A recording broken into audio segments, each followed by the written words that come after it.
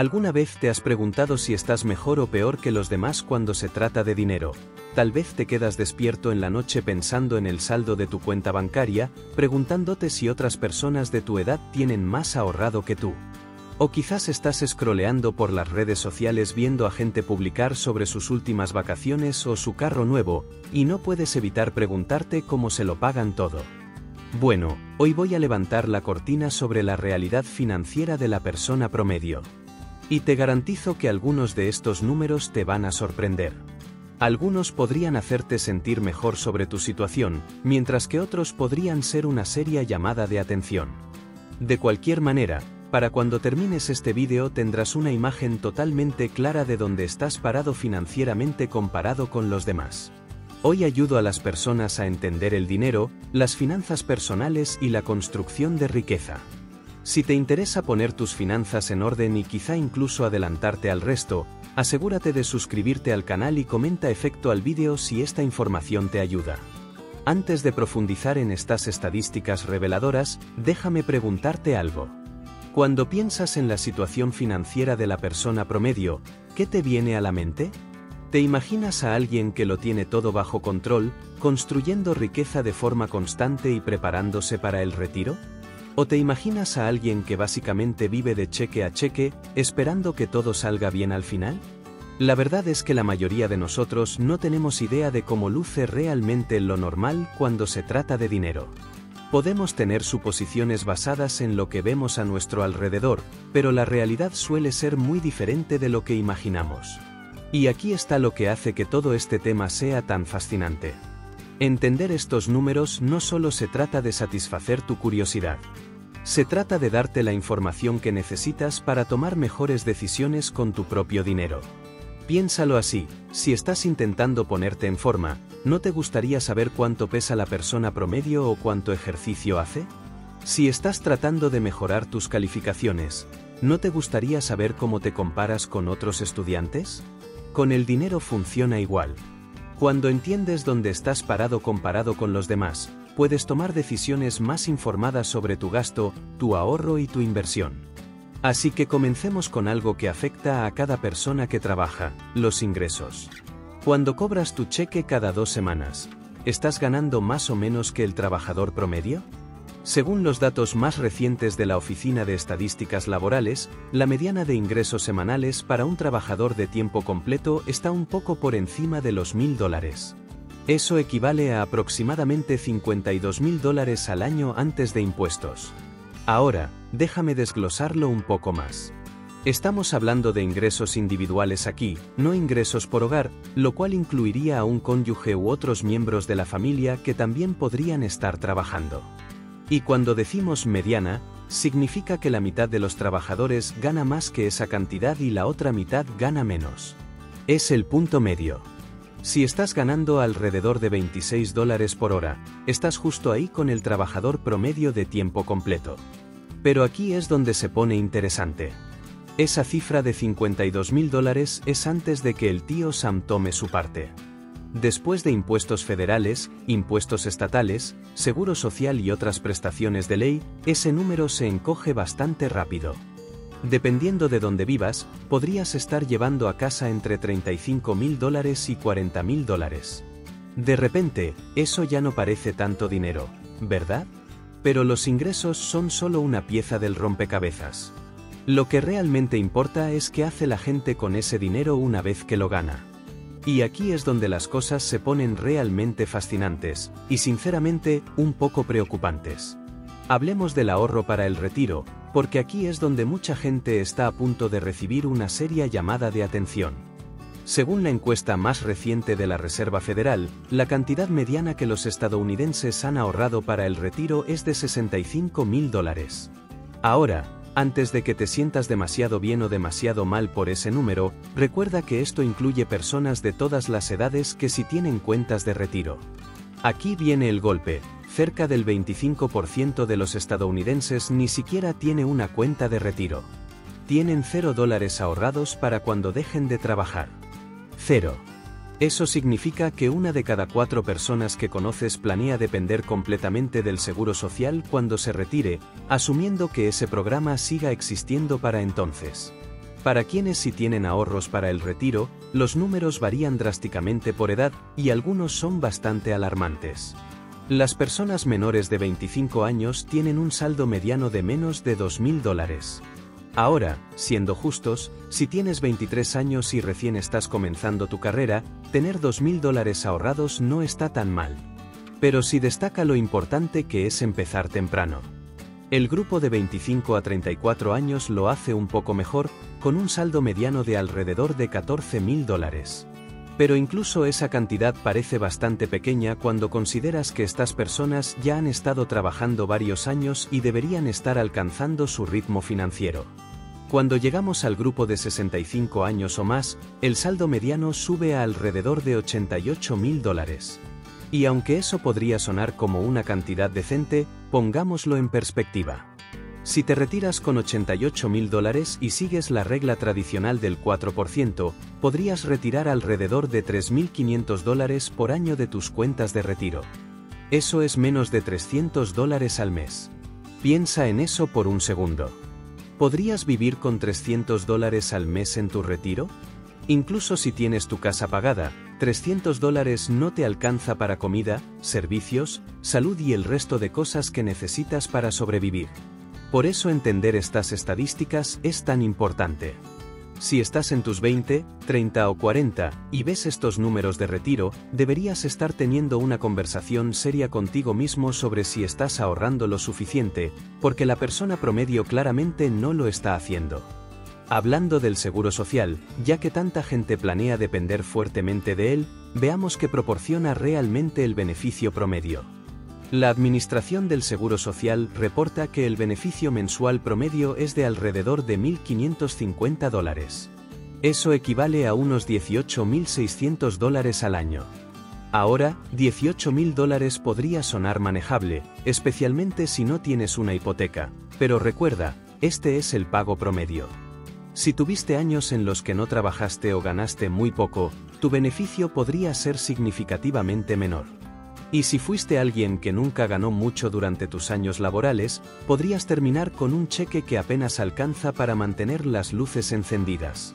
En el otro extremo, algunas personas adoptan un enfoque completamente distinto con el seguro social, planean su retiro asumiendo que no van a recibir ni un centavo. Ven cualquier beneficio como un bono adicional. Esto puede sonar extremo, pero con los problemas de financiamiento a largo plazo del programa, no es una mala forma de pensar. Pero cambiemos de tema y hablemos de algo que afecta tu vida diaria ahora mismo, el gasto. ¿Cuánto gasta realmente el hogar promedio cada mes? Según la Oficina de Estadísticas Laborales, los hogares estadounidenses gastan un promedio de alrededor de $5.577 por mes. A lo largo de un año, esto suma aproximadamente $67.000 en gastos totales. Ahora piensa en lo que esto significa. Si el hogar promedio gasta $67.000 al año, necesita llevar a casa al menos esa cantidad solo para salir tablas. Y recuerda, estamos hablando de dinero neto, no bruto. Así que si quieres tener dinero sobrante para ahorro, inversiones o construcción de riqueza, necesitas ganar significativamente más de $67.000 al año como hogar. Este gasto se divide en categorías bastante predecibles, pero las cantidades podrían sorprenderte. La mayor parte se va en vivienda, lo cual no debería sorprender a nadie que haya pagado renta o hipoteca. El hogar promedio gasta alrededor de $1.885 al mes en costos de vivienda. Eso incluye renta o hipoteca, impuestos, seguro, servicios y mantenimiento. $1.885 al mes solo para tener un techo sobre tu cabeza. Y si vives en una ciudad grande, probablemente te estés riendo de lo bajo que suena ese número. En lugares como San Francisco o Nueva York, $1.800 quizá te alcanza para un closet con ventana, si tienes suerte. La comida es la segunda categoría más grande, con un gasto promedio de $691 al mes entre supermercados y restaurantes. Eso supera los $8.000 al año solo para comer. El transporte consume otros $913 al mes, lo que cubre pagos del carro, seguro, gasolina, mantenimiento y transporte público. Casi $11.000 al año solo para ir del punto A al punto B. Y aquí es donde algunos expertos financieros sugieren que tus costos de vivienda y transporte combinados no deberían exceder el 50% de tus ingresos. Cuando sumas $1.800 de vivienda y $900 de transporte, ya estás en $2.700 al mes, y ni siquiera hemos hablado del resto. Ahora hablemos de algo que puede hacer o deshacer tu futuro financiero, el puntaje crediticio. La mayoría sabe que debería importarle, pero no sabe cómo se compara con los demás. Según Experian, el puntaje promedio en Estados Unidos es de 715, lo cual es bastante sólido. Los puntajes van de 300 a 850, así que 715 coloca al promedio en la categoría de buen crédito. Pero no te dejes engañar por el promedio.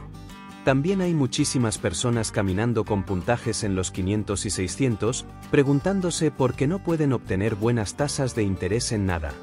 Tu puntaje afecta todo, desde tu tasa hipotecaria hasta los términos de un préstamo para auto. Incluso algunos empleadores revisan tu crédito antes de contratarte. La buena noticia es que mantener un buen puntaje no es ciencia espacial.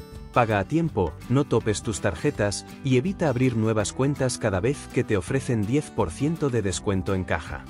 Es así de simple. Pero aún así, una buena parte de la población logra arruinarlo. Hablando de crédito, hablemos del elefante en la habitación, la deuda de tarjetas. Aquí es donde las cosas se ponen feas rápido. El hogar promedio tiene más de $9.000 en deuda de tarjeta de crédito. Y no estamos hablando de un préstamo para auto o una hipoteca donde estás comprando algo con valor. Estamos hablando de $9.000 gastados en cosas que probablemente están guardadas en un closet juntando polvo o ya en la basura. Y lo peor, las tasas de interés. Estamos hablando de 15, 20, incluso 25% o más. Si estás pagando 20% de interés sobre $9.000, estás tirando $1.800 al año solo en intereses. Ese dinero podría estar construyendo riqueza, pero en cambio está haciendo ricas a las compañías de tarjetas. La solución es simple, aunque no siempre fácil. Paga tus tarjetas completamente todos los meses. Si no puedes pagar algo en efectivo, no lo pongas en una tarjeta, a menos que sea una emergencia real. Y si ya tienes un saldo, pagar esa deuda debe ser tu prioridad número 1, incluso antes de invertir para el retiro. No tiene sentido ganar 7% en la bolsa si estás pagando 20% en intereses. Ahora hablemos del patrimonio neto, probablemente el número más importante para evaluar tu salud financiera. Es simplemente lo que tienes menos lo que debes. Suma el valor de tu casa, tus carros, tus cuentas bancarias, tus cuentas de retiro y todo lo demás. Luego réstale hipoteca, deudas, préstamos estudiantiles y cualquier otro dinero que debas. Lo que queda es tu patrimonio neto. Según la Reserva Federal, el patrimonio neto mediano para los hogares estadounidenses es de alrededor de $122.000. Pero al igual que los ahorros para retiro, este número varía mucho según la edad. Menores de 35 años, menos de $14.000. 35 a 44 años, $91.000. 45 a 54 años, $168.000. 55 a 64 años, $212.000. 65 a 74 años, $266.000. Lo fascinante es que estos números son alcanzables con ingresos razonables y disciplina básica. No necesitas ser un genio de la bolsa ni crear la próxima gran startup para alcanzarlos. Solo necesitas vivir por debajo de tus posibilidades e invertir la diferencia. Pero hay otro lado, la tasa de ahorro. ¿Cuánto ahorra realmente la persona promedio? Según la Oficina de Análisis Económico, los estadounidenses ahorran alrededor del 6% de sus ingresos después de impuestos. Si solo 6%. Esto deja muy poco margen para metas a largo plazo. El enganche promedio de una casa es $62.000. Renovar una cocina cuesta $26.000. Un auto nuevo, más de $47.000. Si solo ahorras 6%, ¿cuánto queda realmente para el retiro? La mayoría de expertos recomienda ahorrar al menos 10% a 15% solo para el retiro. Si quieres retirarte temprano, probablemente más. Esto nos lleva a algo que quizá te sorprenda, la edad de retiro. Si pensaste 65, te acercaste, pero no es correcto. La edad promedio de retiro en Estados Unidos es 61. Suena bien, hasta que recuerdas que no recibes beneficios completos del Seguro Social hasta los 67. Eso deja una brecha de 6 años que debes cubrir. Y si tus ahorros se parecen a los promedios, entonces esos 6 años pueden ser bastante duros. Y aquí viene otra parte clave: si te retiras a los 61, podrías tener 25 años o más de retiro que financiar. Eso es más tiempo del que mucha gente lleva trabajando. Y la gran pregunta: ¿cuántos de esos años estarás lo suficientemente sano para disfrutarlos? A los 61 quizá estés bien, pero ¿a los 71? ¿81? El tiempo alcanza a todos. Por eso estas estadísticas existen, para despertar a la gente. El enfoque promedio hacia el dinero simplemente no funciona.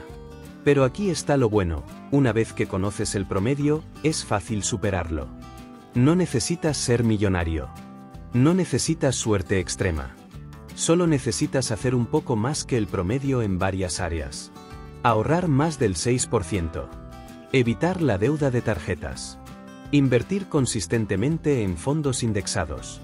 Vivir por debajo de tus ingresos. Y cuando haces eso durante años, el efecto compuesto es gigantesco.